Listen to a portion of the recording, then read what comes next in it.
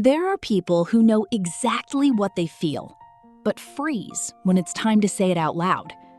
They rehearse entire conversations in their heads, think about everything they wish they could say. But when the moment finally comes, they stay silent. Not because they don't have an opinion, but because they learned that speaking up can lead to abandonment, criticism, rejection, or conflict. So they begin swallowing small discomforts, accepting things that hurt them, saying, "I'm fine," when they're not, smiling when they want to cry, agreeing when they want to leave. And little by little, living to avoid conflict becomes a quiet way of abandoning yourself. Many people grew up believing that being good meant not being a burden, not disappointing anyone, not disagreeing, not causing problems. But there is a huge difference between being kind and emotionally disappearing in order to be accepted. Assertive conversations are not about attacking. They are about existing within a relationship without having to erase yourself. It's being able to say, "That hurt me. I don't agree. I need some space. I can't do that. This boundary is important to me." And perhaps at first, guilt will appear, because people who have spent a long time abandoning themselves often confuse boundaries with selfishness. But it is not selfish to stop accepting what destroys you. Book Reflection: The Gifts of Imperfection by Brené Brown explores how shame and the fear of rejection often lead us to hide who we truly are in order to belong. Film for reflection: Eat, Pray, Love. Because sometimes the greatest journey of our lives is learning how to find our way back to ourselves.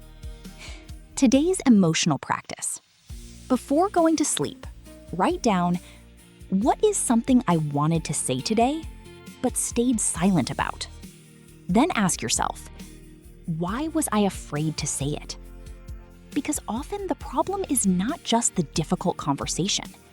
It's the belief that you must stay silent in order to continue being loved. If this video resonated with you, subscribe to Ties That Hurt. Here, we learn that healthy relationships should never require the disappearance of who we are. Recognizing it is not weakness, it's the first time I am choosing me.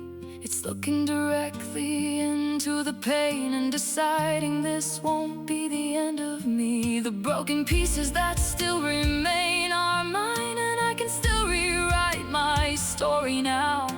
The woman I was before all of this is still alive, and she can return somehow.